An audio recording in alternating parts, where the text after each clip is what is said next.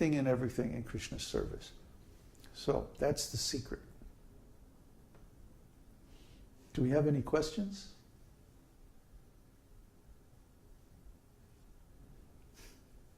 No. No questions? Huh? No.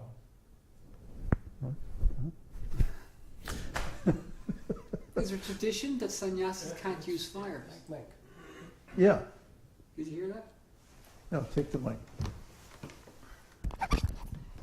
Is there a tradition that sannyasis can't use fire? It's not that they can't use fire. It's that they should not cook for themselves. So some traditions, there are different traditions of sannyasis. Some traditions or lines of sannyas, they only cook for themselves. They don't beg. And others, they never cook for themselves. They only beg. So it just depends, which particular line of sannyas somebody is in. One of them says, well, I shouldn't accept any service from others. So I'll only cook for myself. I won't beg. But then if someone wants to preach, pretty much they have to accept service from others. They have to take food from others. You see? So when someone's in the Kutichak or Bahudak stage of sannyas, they usually cook for themselves. Or maybe even accept meals at home. But when one is in the Parivrajaka-charya stage of sannyas, he is traveling all the time and preaching. So he generally accepts food from others. Just like Chaitanya Mahaprabhu, when he became sannyasi, he was traveling. So he would accept invitations from brahmanas because he had no chance. Or sometimes he would take one servant with him if he was on the road, and the servant would cook for him. Like that. But then when he went to Jagannath Puri, he was taking temple prasadam all the time.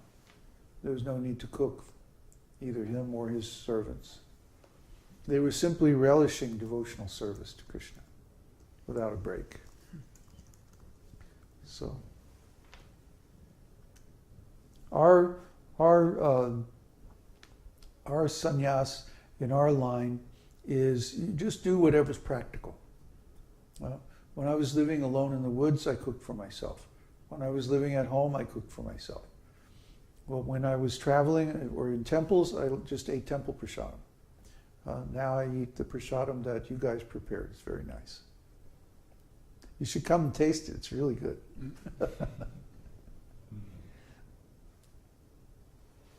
No more questions on that? No questions from the participants? Question from Navayama. Okay. Grab the mic. Oops. Don't do that. Don't drag the cord like that. Earlier you were talking about how each soul has a specific service, and that quality is manifested in our personality, but we can't make out which is an eternal trait and which is a temporary part of our personality. Does something special happen if we stumble upon it, or there's just no way to tell? Well, how are you going to stumble upon it? Like suppose my eternal service is playing the flute, and I've never played a flute before, and someone puts a flute in my hand, and then do I start to play the flute and get some special pleasure from it, or what?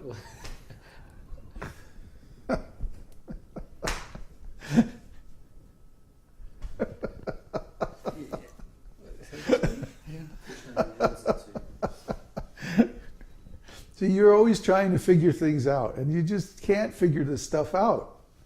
Krishna has to reveal it, or it's bogus. That's the whole point here, that this mental speculation is not going to bring you into devotional service. There is a limit to what knowledge can accomplish. Knowledge can help you get rid of things that are not devotional service, but it cannot help you to realize the things that are devotional service. You understand the difference? It's a negative thing. Huh? Like a doctor may give a patient the instruction that don't eat this, don't do this, don't, no more standing on your head. Huh? That's why you have those lumps on your head. See? Don't do this, don't do that. Huh? But then he may give a positive prescription. You do this and you do that. You take this medicine and you do this exercise and so on like that. Okay? So in the literature on devotional service, there are negative and positive prescriptions, both. Right? And that's part of the knowledge of devotional service. But the purpose of all those instructions is simply to prepare you for actual devotional service. Yama niyama. Yama niyama. It's all preliminary. Once you actually are cured of the material disease, the material contamination, then you can perform actual devotional service. See? All this right now is just practice. And it may be 20, 30 years of practice before you get to actual devotional service. See, spontaneous, pure devotional service. And even then it may take some time to reach bhava like that. But until you reach bhava and you know really what your mood is, it's not really complete devotional service. It's incomplete in some way. So there's a long, long path ahead, you see. Don't be in a rush to get there. Don't be trying to figure it all out. You can't figure these things out. And if you do, you get a wrong answer. You get a wrong answer, and then you may go off on that track for, who knows how long before it finally crashes and you realize, oh, that was a blind alley. Then you have to go back, start all over again. Oh, it's so hard. Don't waste your time. If you don't waste time in that way, that will shorten the whole period of preparation.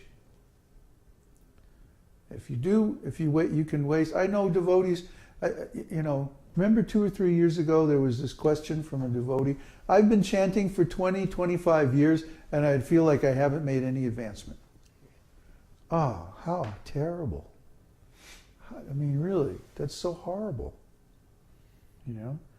But the atmosphere that my godbrothers created by their wrong preaching, by their wrong understanding, makes stuff like that happen. Where a devotee can be chanting 20, 25 years, and they feel like they're just as neophyte as the day they first walked into the temple. You see? Just like I was talking to one devotee today, I even posted this email on the forum, that ISKCON measured the wrong thing. They started measuring how many books, how much money was collected, how many books were sold, instead of how many nice relationships did we create. See? I actually went to do that. I did this research. I actually went out with a clipboard and I would stop people on the street and I would give them a survey. Excuse me, I'd like to ask you a few questions about your opinions on yoga and spiritual life. And then I would ask them, have you ever practiced yoga? What kind? How long? Da-da-da-da-da. And gradually I would get around to, did you ever hear of the Hare Krishna movement? Did you ever get a book from the Hare Krishna movement? What did you think of it? Did you read it? Did it change your life? Da-da-da-da-da. I had all these questions. All this whole, 2 pages of questions that I would ask people. And I did this with hundreds, if not thousands of people. Huh? And almost unanimously, very consistently, each one of them said, I never read the book. And I said, why? I said, well, the guy who sold it to me, he gypped me out of a $20 bill and then, practically forced the book down my throat. And, You know, I was so disgusted, I just gave him the money to get rid of him, and then I threw the book in the garbage can. So then the devotee would go back to the temple and say, hey, I sold 10 books today. Oh, that's great, Bhakta Mike. How much did you collect? I collected $200. Wow, that's fantastic. Go do it again tomorrow. And they forgot to mention that, oh, none of these people have any intention of reading this book because of the way in which it was received. They didn't think about that at all. They didn't get any contact information from the people they sold the books to. They didn't follow up with any of these people. They didn't do any quality control, and nothing. Because they were measuring the wrong thing. They were measuring how many books were sold, how much money was collected, instead of what was the quality of the relationship that was established by that transaction. See? And because they were measuring the wrong thing, they got the wrong result.